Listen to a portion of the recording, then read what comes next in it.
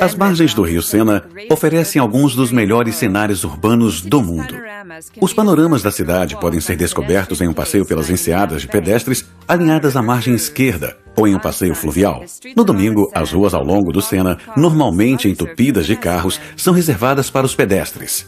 Estendendo-se de Bercy rio acima até Museu Orsay rio abaixo, os cais da margem esquerda oferecem um lugar perfeito para apreciar as características em mudança na paisagem da cidade e desfrutar de um passeio de lazer. No coração de Paris, ao longo de um rio belo histórico, a atmosfera é única.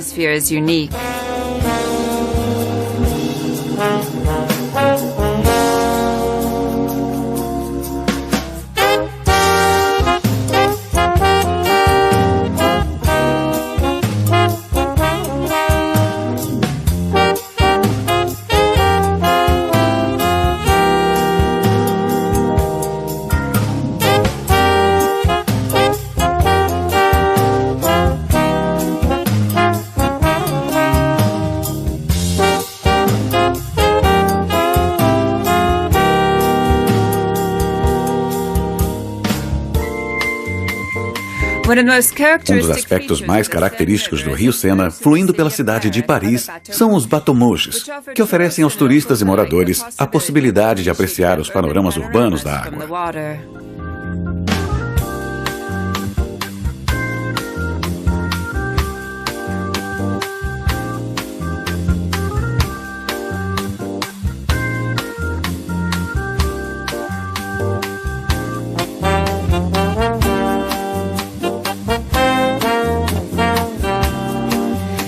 Nos meses quentes de verão, as margens do Sena são cobertas com toneladas de areia, transformando-as em uma praia urbana, que rapidamente se torna um local preferido para os moradores pegarem um bronzeado.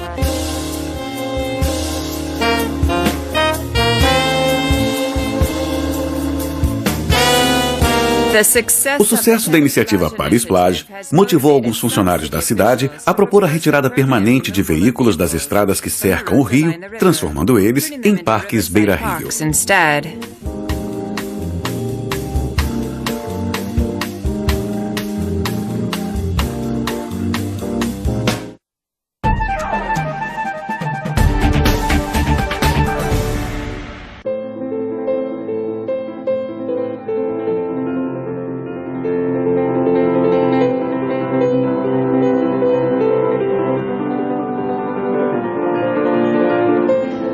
Na virada do século XIX, duas grandes estações ferroviárias foram construídas em Paris, a Gare de Lyon e a Gare d'Orsay.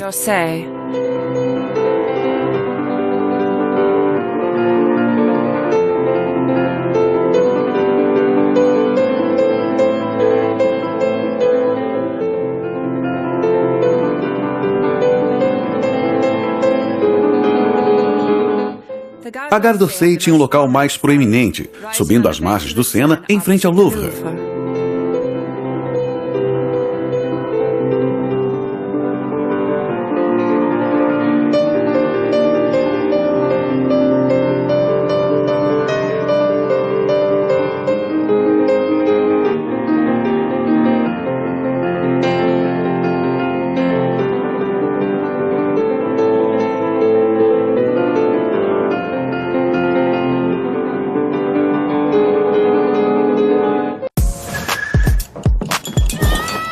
Em 1986, a estação ferroviária, instalada em um magnífico edifício Beaux-Arts, abriga agora o Museu d'Orsay, com sua coleção de arte francesa datada entre 1848 e 1915.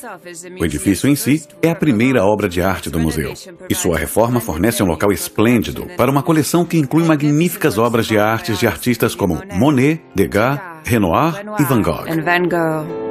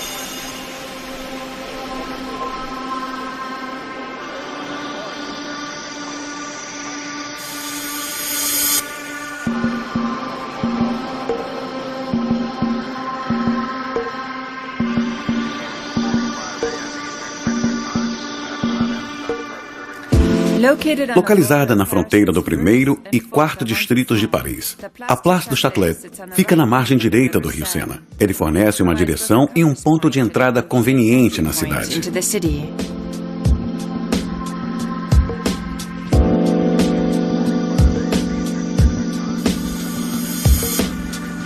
Pairando acima das copas das árvores de um pequeno parque ao lado da Rue de Rivoli está a bela torre gótica de Saint-Jacques, com suas 2 esbeltas gárgulas em cada um de seus 4 cantos, aparentemente tão frágeis que nos perguntamos como podem suportar seu peso.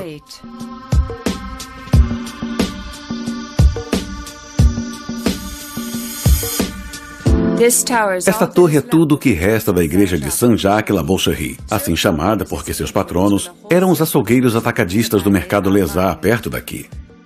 Há séculos, Paris é conhecida como ponto de encontro dos peregrinos no caminho de Santiago, a rota de peregrinação até Santiago de Compostela. A Torre de Saint-Jacques, que contém uma relíquia do santo, recebeu peregrinos que partiam em peregrinação à Espanha.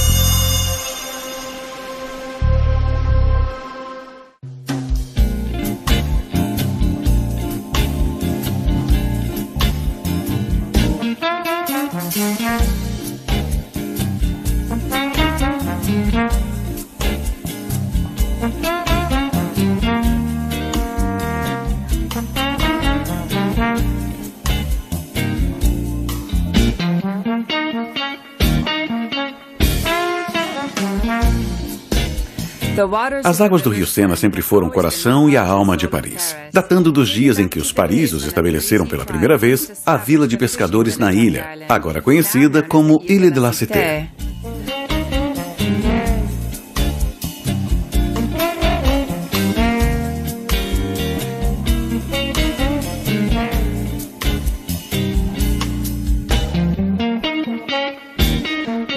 Uma das maneiras mais relaxantes e convenientes de ver os pontos históricos da cidade em toda sua grandeza e há muito tempo dos decks cobertos de vidro dos bateaux-mouches, os incomparáveis longos barcos que tranquilamente navegam o Sena.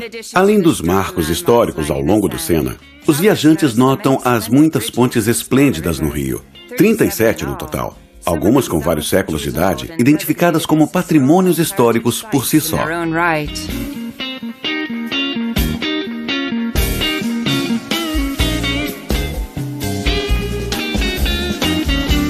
Caminhar pelas margens do Sena também é a melhor maneira de ver Paris, com suas elegantes alamedas, bairros coloridos e edifícios majestosos.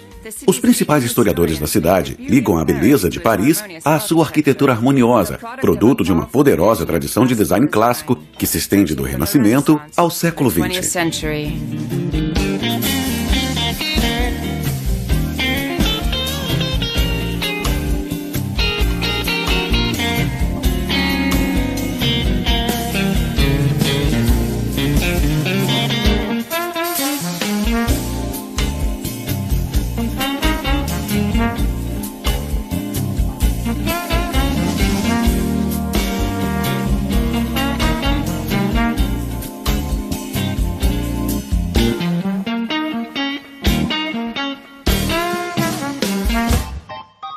Um dos locais mais conhecidos da cidade é o Museu do Louvre. O Louvre, em suas sucessivas metamorfoses arquitetônicas, domina o centro de Paris desde o final do século XII.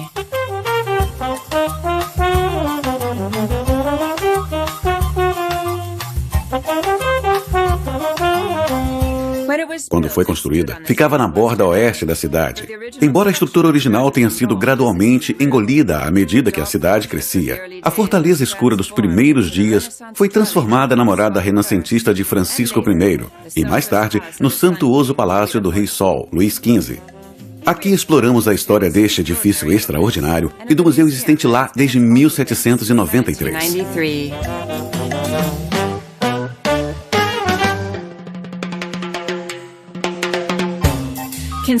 Construída em pedra de Cantária, é uma obra-prima do Renascimento francês. No século XVI, o arquiteto Pierre Lescot foi um dos primeiros a usar ideias totalmente clássicas na França, e seu projeto para uma nova ala no Louvre definiu o futuro desenvolvimento.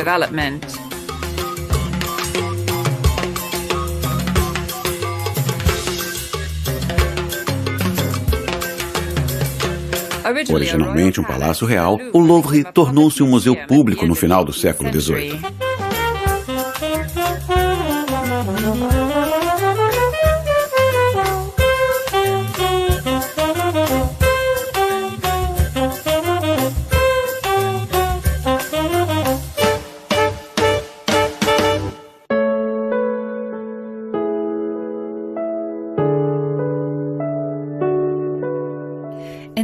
No século XVII, o arquiteto Claude Perrault colaborou no projeto final da colunata. Uma enorme linha de colunas emparelhadas que fica acima do primeiro andar não adornado e domina a majestosa fachada leste do Louvre. A austeridade da fachada leste, com seu frontão central e pavilhões nos extremos, é frequentemente associada às ideias arquitetônicas de Perrault.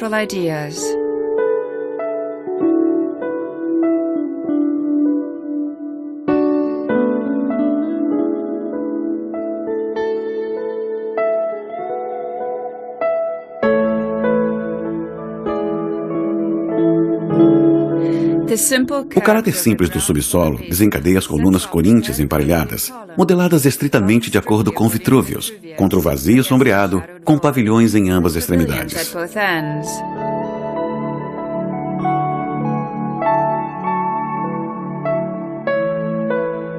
A fachada, dividida em 5 partes, é uma solução típica do classicismo francês.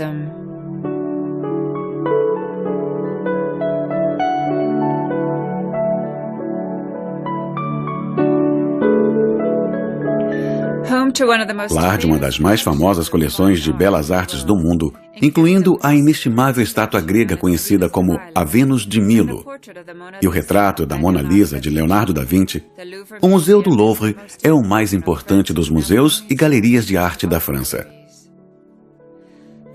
A coleção do Louvre abrange a arte ocidental desde o período medieval até 1848, obras formativas das civilizações do mundo antigo, bem como obras de arte islâmica.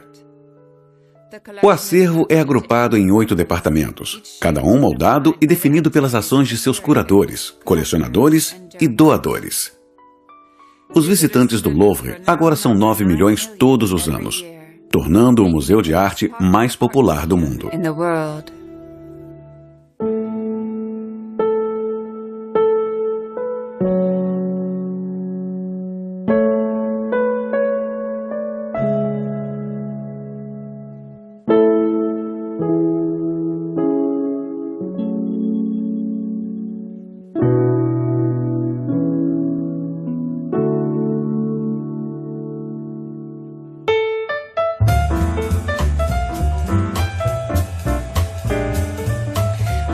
O Louvre ocupa o lado sul da Rue de Rivoli e do outro lado funciona uma galeria de mais de 1,6 quilômetros de comprimento.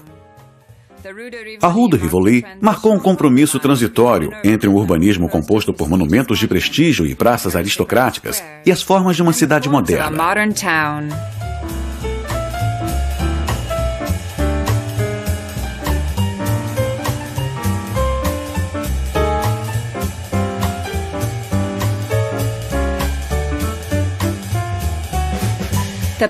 A passagem de Richelieu liga o Cours Napoléon com a Rue de Rivoli. A rua é uma mistura de tradicionalismo, com seus monumentos e praças, e modernismo, com seus edifícios de design contemporâneo. As casas ao longo da rua todas têm fachadas idênticas, deixando a impressão de uma fila interminável de casas.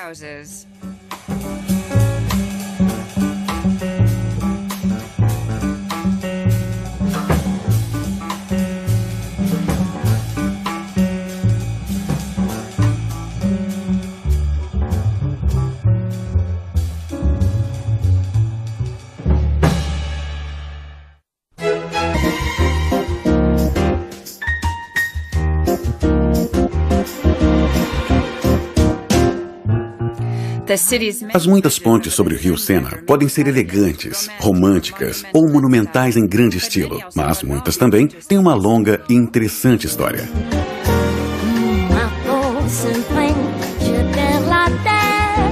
Se as pontes de cada lado do Cité e a que liga a ilha com a Ilha Saint-Louis forem contadas, são 37 pontes dentro dos limites da cidade de Paris. A ponte mais suntuosa de Paris, a Ponte Alexandre III, foi inaugurada bem a tempo da Exposição Universal de 1900.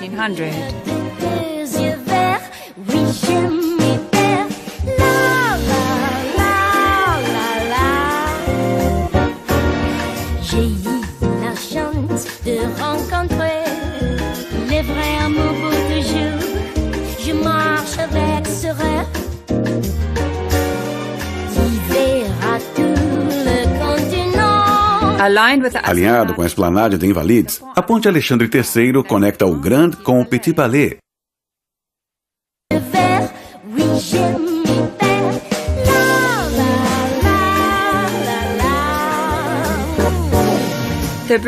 A ponte é luxuosamente decorada com postes e esculturas de querubins e ninfas.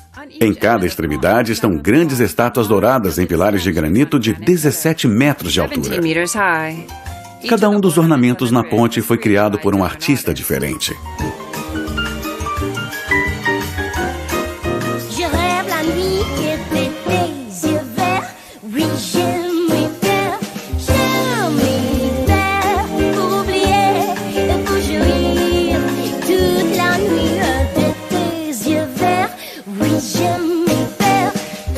A ponte foi construída em aço e pedra do estilo Art Nouveau. Foi inaugurado pelo último czar russo, Nicolau II, que também lançou a pedra fundamental em 1900 para acelerar a aliança franco-russa. Foi nomeado em memória do pai do czar.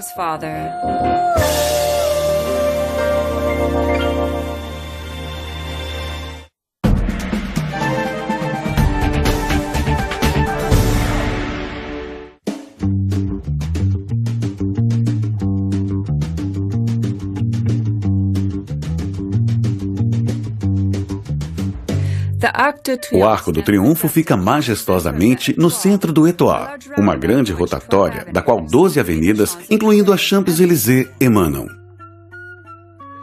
O arco é decorado por um conjunto de relevos feitos por escultores franceses famosos, representando os momentos mais significativos das guerras da Revolução Francesa e napoleônicas.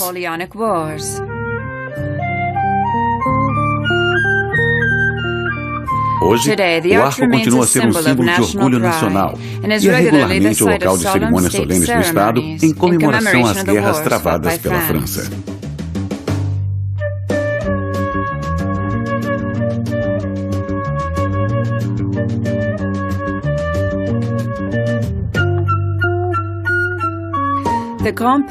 O Grand Palais é um grande salão de exposições de vidro que foi construído para a Exposição de Paris de 1900. O exterior desse enorme palácio combina uma imponente fachada clássica com uma desordem de ferragens Art Nouveau. Junto com o Petit Palais e a Ponte Alexandre III, o Grand Palais serviu como um dos principais focos da exposição e ajudou a solidificar a posição da França como líder mundial nas artes.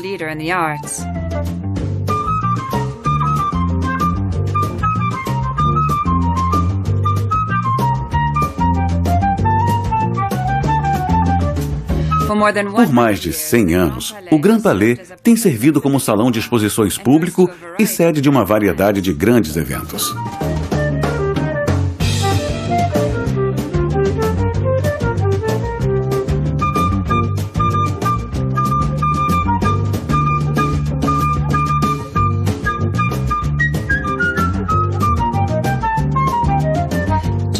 Do outro lado da rua do Grand Palais está uma versão menor do mesmo edifício, o Petit Palais. A entrada principal é alcançada por um pequeno lance de escadas que levam a grandes portas de vidro, em esquadrias de ferro douradas emolduradas por colunas iônicas.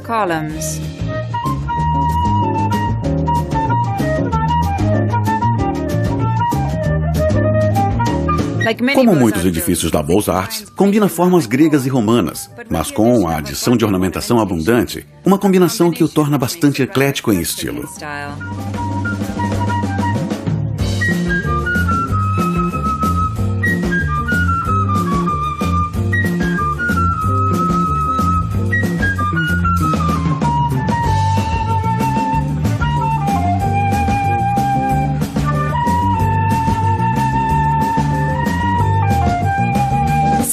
Situada ao longo do Sena, a Place de la Concorde, em forma de octógono, separa os jardins de Tuileries do início dos Champs-Élysées. Várias décadas após a sua construção, esta praça serviria como ponto focal para a mais sangrenta agitação política da história da França, a Revolução Francesa.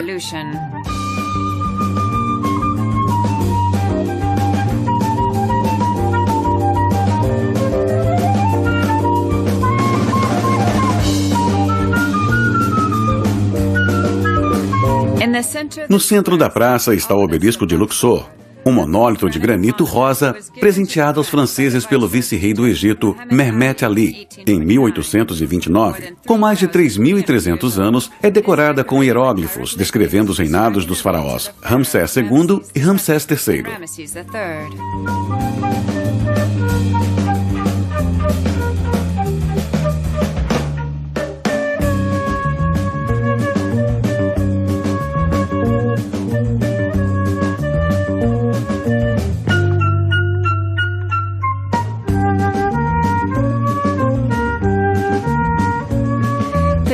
A igreja na forma de templo grego ao norte da Praça de la Concorde é conhecida como La Madeleine.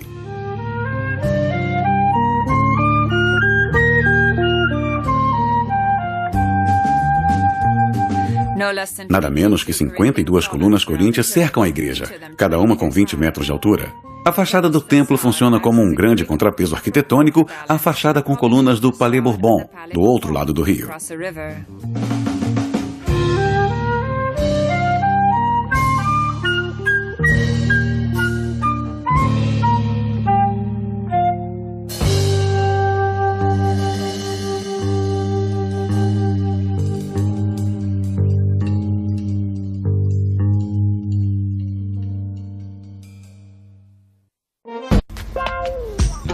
Oi, Henry! Tranquilo, eu queria te dar...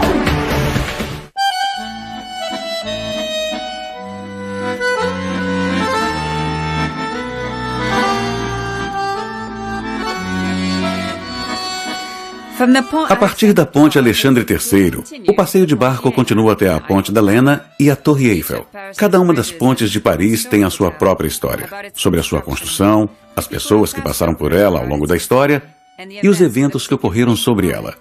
Essas estruturas silenciosas são os símbolos vivos da arquitetura de Paris.